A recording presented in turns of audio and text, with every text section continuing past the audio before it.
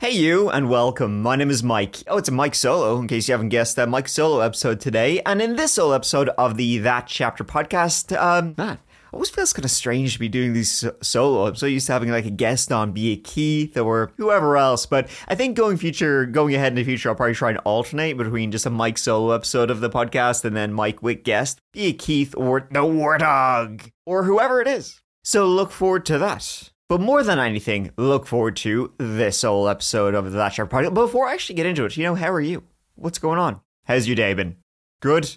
Great. That's what I'd love to hear. Or, that sucks. But you know what? Let's give it a go. How about I take your mind off it for the next 40 minutes while I tell you a, horrific story of kind of murders and, monsters and stuff like that. So, buckle up, buckaroos. So, yeah. Let's saddle up, right? I don't know, what kind of words do cowboys use? Cowpoke? Cowpoke, that'll do. Red Dead Redemption 2, you failed me yet again. So today, in this whole episode of the That Chapter podcast, we're in the land of Breaking Bad, bitch. What up, biatch? Albuquerque, New Mexico in the US of A. And you know what? I'm pretty sure that even Walter White's blood would run cold at the thought of this story. Can you believe it? This is actually kind of a wild one, because guess what? Naturally, the first thing most people around the world think about when anyone mentions Albuquerque, it's Breaking Bad. It kind of like put it on the map, really. Though very few know of West Mesa, but this definitely you could make an entire season of Breaking Bad out of what happened here. West Mesa lies to the west, if you can believe it, to the west, folks, of the much better known Rio Grande River. Of course, being located in a desert, mountains next to a huge river area. The whole place is covered in washes and floodplains from when the Rio Grande gets swollen and big water, lots and lots of water. So most people kind of refer to these little areas locally by their Spanish name of arroyos. Basically, a dry patch of land that it's usually dry, but it seasonally fills with the overflow of the river, and it's prone to flash floods. Not somewhere where you want to be in the event of a rainy downpour or thunderstorm. That's the majority of the time. That's where the West Mesa in this story is. Arroyos aren't the most inviting of places, and pretty much the only reason anyone would go there is, I don't know, just looking for something to do, kind of wandering around. Let's think for a second, folks. What do you have to do where you have to wander around for? What reasons would you have for wandering around? Especially in a mesa area that's prone to flooding. But it's dry when we're talking about it. You know what? I cracked the case. Walking the dog. And yes, that's exactly... I guessed it. Look at me. I don't have the script in front of me. Not at all. That's exactly what Christine Ross was doing on February 2nd, 2009, along with her good boy, Ruka the dog. What was an ordinary day turned very quickly into one Christine and Ruka would never forget, when Ruka did, as dogs do, and dug up a rather large bone. Now, obviously, being where they were, finding a bone isn't exactly a massive shock. It's an arroyo. Animals drinking at the river or following it to get to where they're going, they can easily, it can happen to even you and me. They get caught in these sudden expanding waters, they get bogged down, womp womp, they drown. It is sad, but it happens. But Christine was kind of like, walking a dog, it was a nice, it's toasty, it's hot out. And Christina was thinking like, something about this bone good boy Ruka here dug up, it just jarred in her noggin, her noodle. So she snapped a photo of the bone and sent it to her sister, who was a registered nurse. Her sister then texted back, saying she wasn't exactly 100% sure, but it very much resembles a femur, which is a human leg bone, ladies and gentlemen. The femur is actually pretty distinctive as far as human bones go. Not only is it the biggest bone, well, depends on who you're asking, but it also has several other unique characteristics. Saying that, though, it would still need like a trained eye to confirm whether this was, what you're looking at, especially when it's partially buried, as was the case here. I can't imagine I would have a clue what I'm looking at, but some people did. And to cut a long story short, her sister's instinct was ultimately proven to be correct, after Christine passed on their concerns to the Albuquerque Police Department, who in turn sent out detectives to this area to maybe just have a go, see what's going on here. As soon as detectives knew it was definitely human and it was, they arranged forensics and other CSIs to come down, check out the bone, well, they got more guys down to this particular arroyo. If there's one bone here, there's likely more. And maybe they could find bit more information about who was the owner of said bone, who had this inside of them. To the shock of everybody involved in the search, however, they did find the rest of the bones buried with the femur. Then, walking along just a few feet away, they found a second set of bones. Several feet further, a third set of bones was uncovered. Rinse and repeat 11 times. One after another, each set of remains was painstakingly excavated and carefully catalogued. Even at the earliest stage of their investigations, detectives knew that just getting positive identifications on all 11 bodies was going to be an arduous task and take considerable time and resources. They just had bones here and nothing else out in the middle of this arroyo in this mesa. With help from a variety of outside agencies though, including forensic experts from the University of North Texas, it still took till the 26th of January 2010, so quite a few months after the discovery, to confirm the identities of all 11 victims. Actually, scratch that. 12 victims. Yeah. In addition to the already known 11 female victims, one of them, 22-year-old Michelle Valdez, was found to have been 4 months pregnant when she died, making the youngest victim literally 0 years old. So all the women and, well, let's face it, girls, had clearly, not met natural deaths. I don't think there was anything too natural about this at all. They simply would not have been found where they were if that was the case, and I think this is probably going through your head too.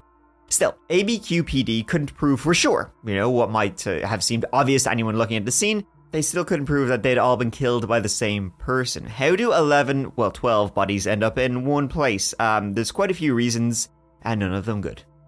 So, the West Mesa victims were Jamie Barella, 15 years of age, Monica Candelaria, 22 years old, Victoria Chavez, 26, Virginia Cloven, 24, Ciliana Edwards, 15, Cinnamon Elks, 32, Doreen Marquez, 24, Julie Nieto, 24, Veronica Ramiro, 28, Evelyn Salazar, 27, and Michelle Valdez, 22. So the first course of action by detectives was to identify any links between the victims. But other than the final two girls to be identified, 15-year-old Jamie Barella and her cousin, 27-year-old Evelyn Salazar, none of the victims seemed to share a personal relationship. It seemed like all the victims were completely separate.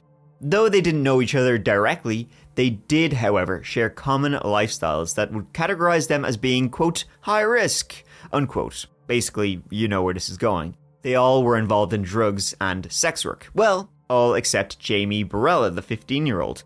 In her case, it was thought to, that it was her cousin, Evelyn Salazar, who had been targeted, and Jamie had just happened to have been with her when they encountered someone or some people.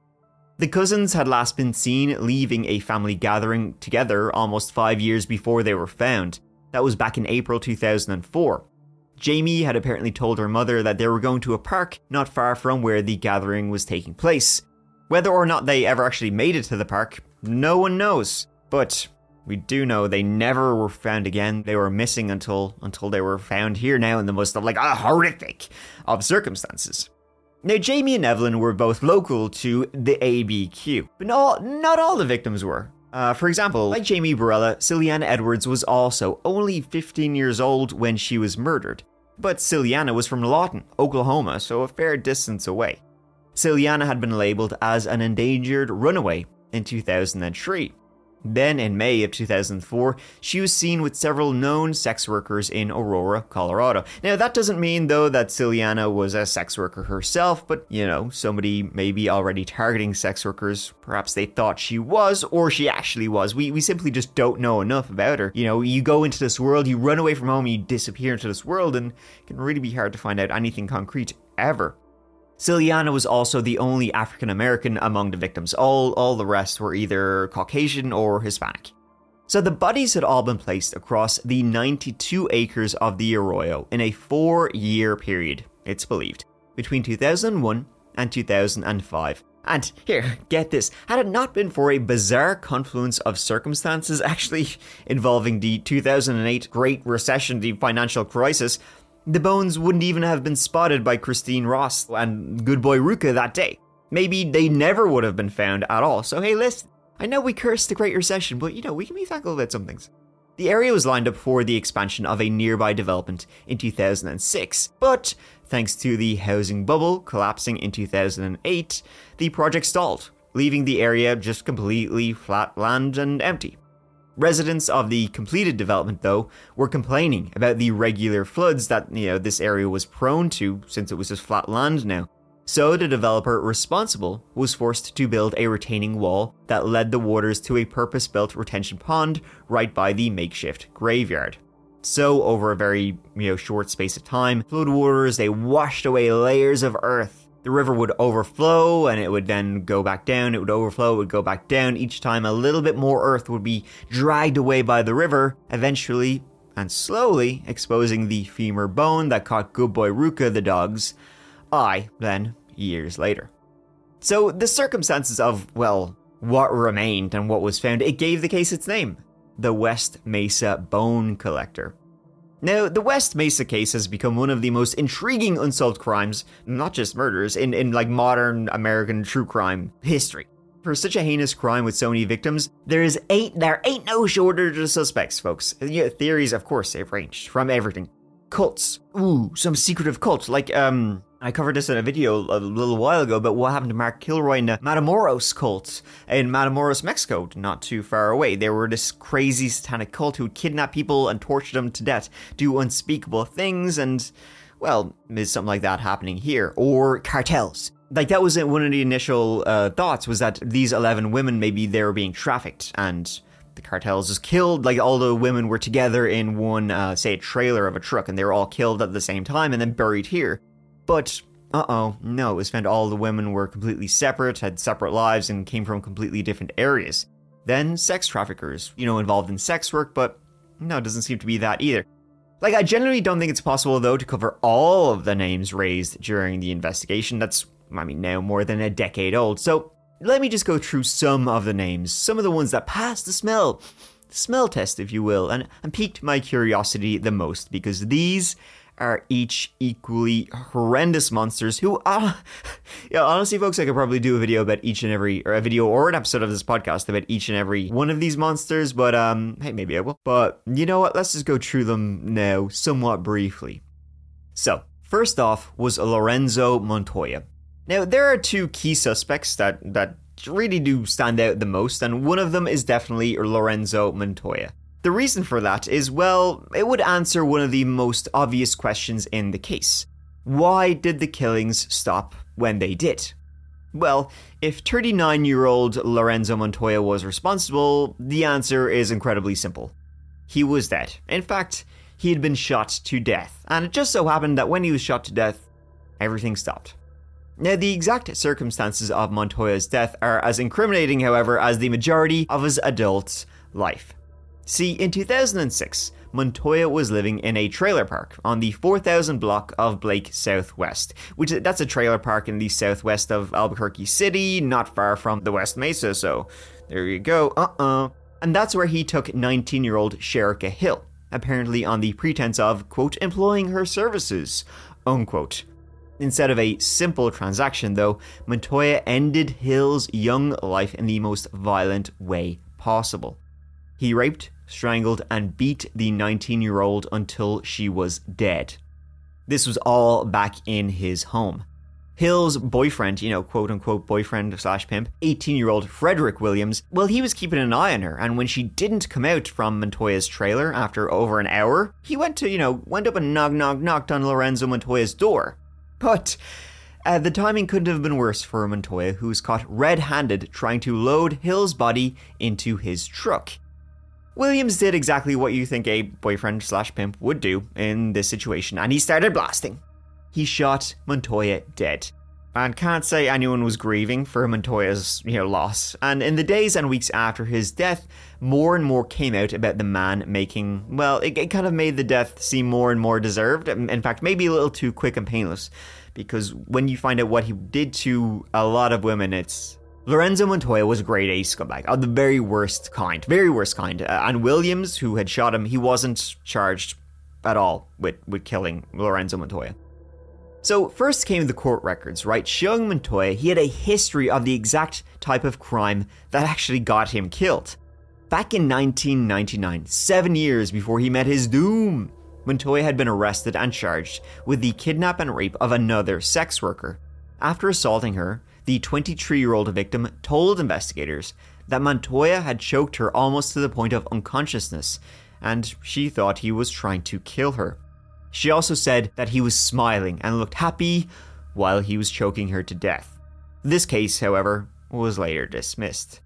Montoya had also earlier been charged with curb crawling, which is curb crawling. It's basically just driving around, like in your car, crawling along the curbs, looking for sex workers. Ironically, Montoya only really caught the attention of police in a serious way by getting himself killed.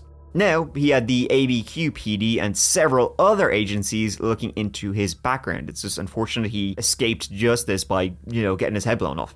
But perhaps the most damning evidence of all wasn't anything from his background, but something very much in his present. See, as a matter of course, after his death, Lorenzo Montoya's phone was taken in and looked into. Police looked into it, and he'd actually arranged to have a dance from his eventual victim using his phone. But the techies looking through his phone got a lot more than they bargained for, and they're probably in therapy now. Let's be honest. See, on Montoya's phone were several videos depicting Montoya having sex with various women. It in itself wasn't that unusual. I mean, okay, listen, plenty of people have dirty videos on their phone, but looking closer at the images, some of the women seemed to be either unconscious or dead. And he was, Now, only one small portion of one of the videos has ever been released to the public. And it's great, this is a podcast, to be honest. I'll tell you here about a video, you have to use your imagination, folks. But, in fairness now, the video, it's actually just a static shot of a wall. So you're not really missing anything. But let me play you some of the audio now.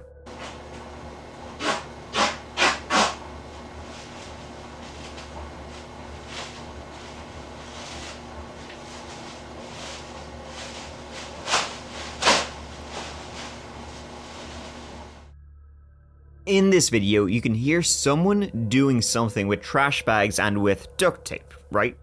Now, the sex worker Lorenzo Montoya, he was caught red-handed murdering. Lorenzo had been, in the process of wrapping her in trash bags and duct tape. So that sounds on the phone, or, well, you can probably imagine what he's actually doing, making those noises.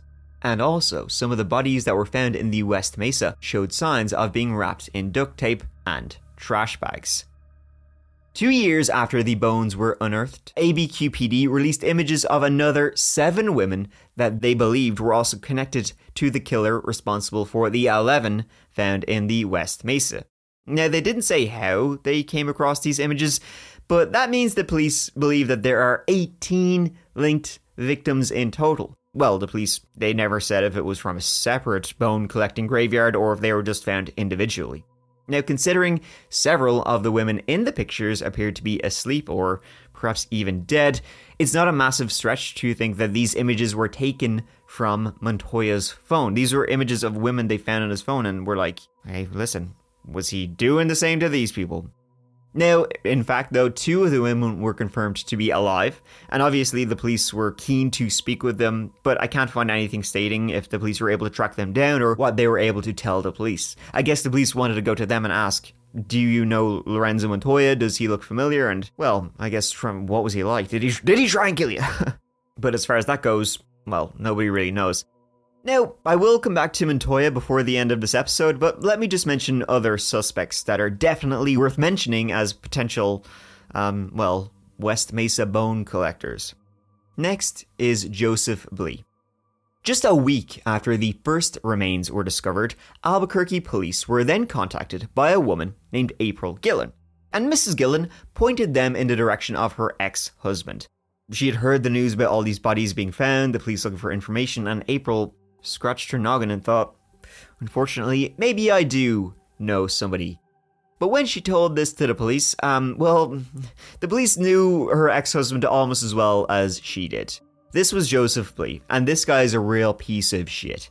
Now, Blee was a convicted sex offender, but the most shocking thing about Blee is that once you know his history, it's not even necessary. I mean, it is what he did, but it's also really how in the holy shit was this guy allowed to be free to walk the streets for as long as he did. It's not even necessarily what he did, it's how he was able to just freely do it. Between the 1980s to 2009, over 20 years, Joseph Blee had more than 130 run-ins with the law, with almost all of those occasions being down to drugs and frequenting sex workers in the same area as several of the eventual victims of the West Mesa killer. 6 years before the West Mesa boneyard was discovered, Blee had been in trouble for exposing himself to a woman as she walked down the street. When they searched his car, officers found, guess what, electrical tape, rope, all the good stuff in the passenger seat of his car, so, his tools. Tools, duct tape, zip ties, and gloves. I have to have my tools. Unknown to April Gillen, however, his now ex-wife, officers were already keeping an eye on Blee as part of a separate repeat offender program. During the weeks right after the bones were found, he was seen repeatedly driving past sex workers over and over again. Basically, it seemed like he was stalking a potential victim. Then, 8 months later, police executed a search warrant at Blee's home that he shared with his newer wife, a woman named Cheryl, and her daughter. This guy, you don't want him around kids. During the search, they unearthed a lot of women's underwear and jewelry stashed around his house. Now, Cheryl, she confirmed to police that she'd found the jewelry. She actually had found it herself on several occasions, and it wasn't hers, or it wasn't her daughter's. She also told the police that her daughter had found women's underwear hidden in their back shed. Blee now today, he is currently serving a 90-year sentence for 4 different sexual assault convictions, but is suspected in many more. In 2010, Blee was charged in connection with what has become known as the mid-school rapist case. See, Blee happened to move to the Albuquerque area in 1988, and guess what? When he moved to the area, whoa boy, like a rocket. It just happened to rates of sexual assault they skyrocketed from him just arriving in the area. This particular case, though, it happened right near a middle school, hence the name, the middle school rapist. This was in the 1980s and 1990s near McKinley Middle School. Basically, Joseph Blee, he would get a ski mask, a knife, and assault, break into the homes and assault teen girls. Dozens.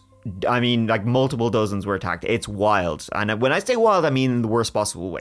So in addition to the rapes in the 80s and 90s, Blee was also charged and eventually convicted for repeated assaults on a relative of his over 3 years, 2003 to 2006, while she was aged between 13 years old and 16 years old. These assaults only came to light when the girl's diary was discovered and handed over to the police. So Blee received 2 back-to-back sentences in June 2015. Let's be honest, should have also received 2 back-to-back fucking shotgun rounds to the dick in addition to that. Next up is Lou Fred Reynolds. According to the police, Lou himself, everybody in this story is a Gold Star winner. He was a pimp, though, according to the police, and he was found to have pictures of several of the West Mesa victims in his house, if you can believe it. So Lou died actually on January 2nd, 2009, so about a month before the actual bones were discovered. So, hey, listen, we're not here at his side of the story. Every story has 2 sides. But I don't really give a shit about does anybody? But, the fact that he had photos in his possession of several of the victims. Like, why would you have those particular women in your house? That's a little bit suspicious. That's suspicious. That's weird. Now, it is believed he was a pimp in the area, so maybe he worked with some of these people as sex workers, or they were prospective clients. Is that the right word of his? I have no idea. Or maybe he was just a massive fucking creep. Who knows these things? And he's dead, so he can't talk. And unfortunately, the victims ain't talking either. But most people seem unconvinced of Lou Reynolds having any involvement, like murderous involvement, and I kind of agree with that. The police searched his house thoroughly and found a big fat 0 physical evidence, other than the pictures, which on their own, they don't really mean anything at all, I suppose. It'd help if he hadn't done a runner to the hot place, straight down to the hot place, before he could be interviewed, but that seems to be also a kind of a running theme with these guys. They kind of just end up dead. Hey, listen, let's not cry over spilt milk, right? Alright, this next guy, right, he's a character. In the worst possible way, and his name is Scott Kimble. Now, long-time That Chapter viewers might remember his name, Scott Lee Kimble. And if his birth name isn't ringing any alarms, maybe his nickname will. See, Scott was also called Hannibal by his friends and investigators. I covered Scotty Boy back in September 2020 in a video, give it a go. But Kimble is one of those guys you probably put on your all-time shittest human people list. I mean, it's a pretty extensive list, but he's honorable mention. Now, Scott Kimble, he's actually from Boulder, Colorado himself, but he was known to move around quite a bit. Now, in addition to being convicted of multiple murders, frauds, and just a whole bunch of bad guy shite, police have been pretty open about suspecting Kimble of being involved in more than 20 murders. 20 more than he's been convicted of. It's believed he traveled far and wide as a serial killer. Just to run through his story for the unfamiliar, because I covered this guy, I mean, I did cover him a good few years ago, 4 years ago, woof, hold on, but I remember his entire story like it's yesterday. It's a wild one. I'd recommend you, if you don't check out my That Chapter video, check out, I think there's other documentaries on him. This is a crazy story. So Scott Kimble, again, born in 1966 in Boulder, Colorado, and he had a bunch of convictions before he could legally drink a beer. He later met and married a woman named Lori. They met in a casino, and he told her, upon meeting her, that he was an FBI agent, and she bought it. Yeah, she did not doubt when he said, listen, I work for the feds.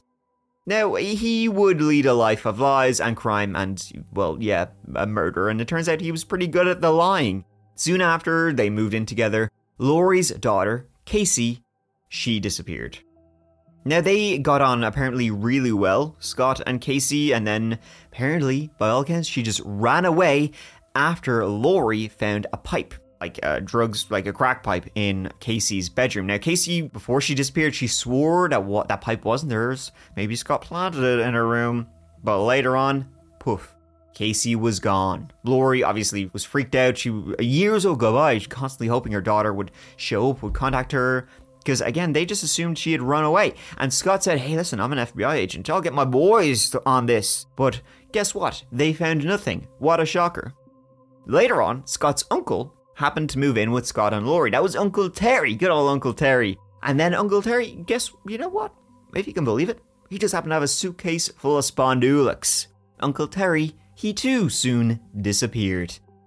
Now, in both of these cases, missing Casey and missing Terry, Scott was the last person to see them, and he had stories to tell. Casey, she ran off. She was a troubled teen. You found drugs in her bedroom. She had her troubles and she ran off. Drugs that Scott probably planted there, and she did not do drugs. But that's what he told everybody who'd listen. And then Uncle Terry met a stripper and he moved to Mexico.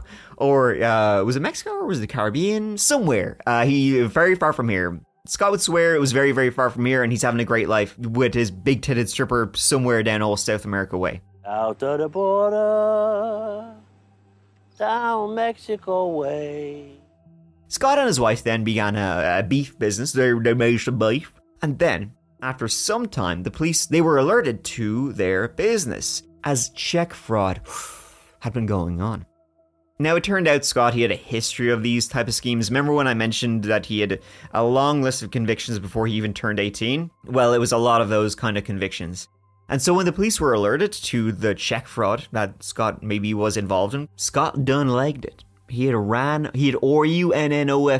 before the police could get to him for this fraud. Investigating into him now, they found out then about missing Casey and missing Terry. But the police were told by Lori, his wife, oh, hey, listen, what are you investigating my husband for? He's an FBI agent. He's one of yous, right? Well, the police were like, sorry to break to you, Lori. He's not an FBI agent, if you can believe it. He's not. We checked and he, no. No. But what the police did learn is that he was an informant for the FBI. Maybe in Scott's mind that qualified as being an FBI agent, but he also had links to another missing person. That was Jennifer Markham. So yeah, the entire story of Scott so far, it's exactly what it sounds like. The FBI had a serial killer for an informant.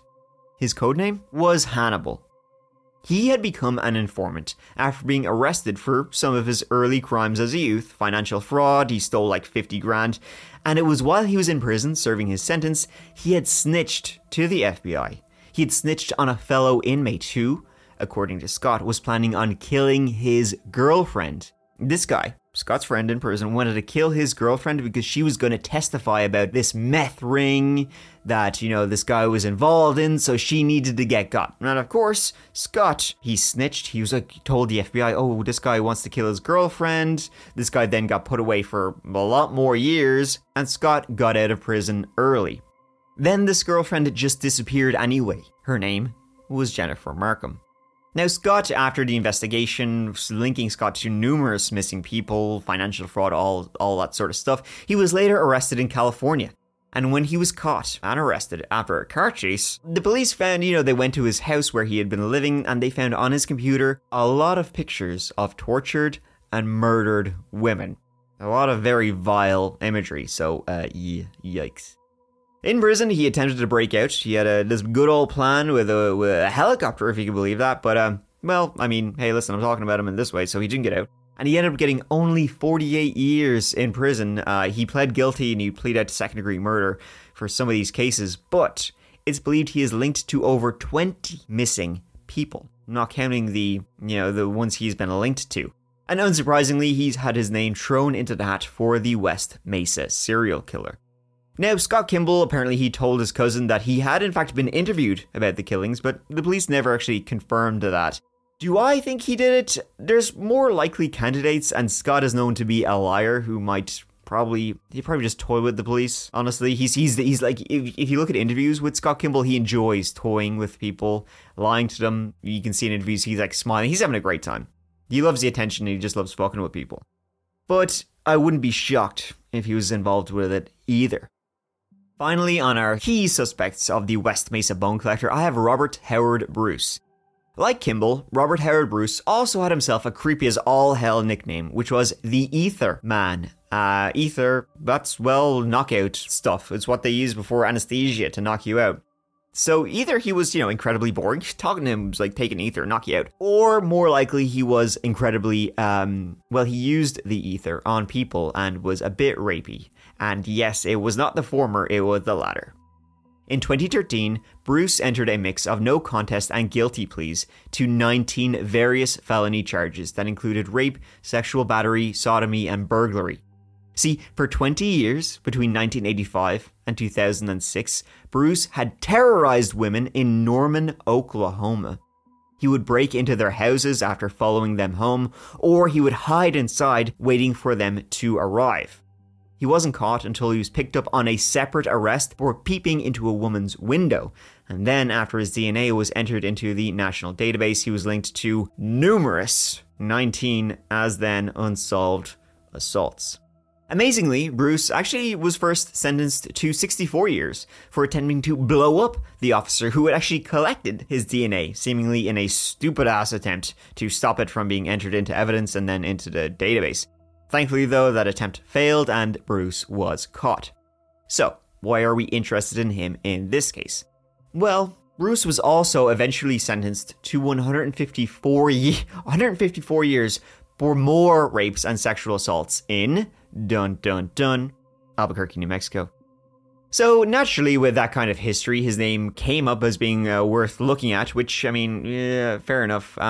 Who knows if it was him, if he was involved in these. When he was interviewed about the rapes in Norman, Oklahoma, the officer mentioned how assured and confident he was and that he could have kept him talking for hours. But then it seems to me that he wouldn't have been able to keep his mouth shut if he had been involved in other cases. Like, why would he only mention what he'd done here if he had no problem mentioning it? He attacked, as I said, numerous women, but he never actually murdered anybody. He was a horrific monster, but not a killer. That we know of, but as I said, he would talk and talk, so he might mention it if he actually was a killer. Like, he's not up there with Montoya, Blee, or Kimble as like the S tier of most likely West Mesa bone collector suspects. So whether the whole thing is an individual or something more complex at play here, it is safe to assume that authorities haven't given up. Even though they were found all the way back in 2009 and 15 years ago now, the case isn't closed. But it has seemingly had no progress whatsoever. We have all these suspects, but nothing officially released about who are they following up on the strongest? Who do they actually have concrete evidence to tie them to the West Mesa murders? A hell of a lot of resources are still being poured into it, but it seems like it's just getting colder and colder as the day goes by. Maybe one day, we'll have a definitive answer, but as of now, all we have are theories and a whole lot of unanswered questions. Now, before I end this whole episode, though, let me just end with a Reddit post. I actually came across this post fairly recently. The post was titled, it was put into the true crime discussion. I was actually only posted it, I was covering this as an episode of the podcast regardless, and then I just happened to see this, and I was like, whoa! So this was posted in the subreddit True Crime Discussion. The title of the post was, I live in Albuquerque and work in a hospital. Last year, a detective I talked to at work pretty much confirmed who is responsible for the West Mesa murders. Here's the post. I live in Albuquerque and work in a hospital. Last year, a detective came in to question one of our patients who had been shot. Because I'm a true crime nerd and had done a lot of reading about this case, I couldn't resist asking the detective about the West Mesa case. I showed him that I didn't have a phone on me and I was just wearing scrubs, and I assured him I was just curious about the case in general. I made sure he knew that if he talked to me about it, there would be absolutely no way for me to prove the conversation happened. Other than just posting about it on Reddit, I guess. So I flatly asked him, do you think Lorenzo Montoya killed those young ladies? The detective smiled and said, I can't give any names, but I can say I believe the person who committed those murders is no longer alive, and I personally consider the case closed. Now, you can believe me or not, I don't have any proof, but you can check my profile to see I do live in ABQ and I do work in a hospital. I swear on my daughter that this interaction happened. Lorenzo Montoya is 100% the person who committed those murders. He was caught red-handed murdering a sex worker. He had a sex worker in his trailer, and, well, you know the rest of the story about how Lorenzo Montoya was killed. There is absolutely no doubt in my mind that Lorenzo committed those murders. And that was the case even before I had this conversation with the detective. Albuquerque police still consider the case open.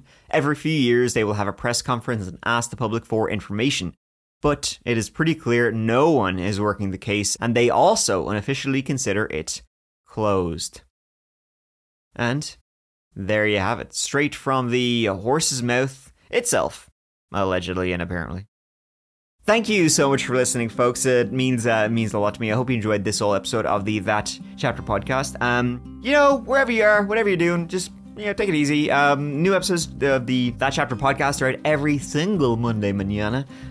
Is that correct? Spanish? I don't know, but let's pretend it is. And also check out new episodes of the main primary videos on That Chapter on youtube.com, where I post a new video every single Tuesday. Oh yeah, okay, so we'll, tomorrow after this podcast episode comes out, if you're listening to this on the Monday it's released, I'll be telling a very weird story of this teen killer gang in Florida. Last week I told, it was actually a video I really enjoyed. It's about national park mysteries and horrors. I always love those kind of stories. Maybe I'll do more in the future, but I really enjoyed that last one.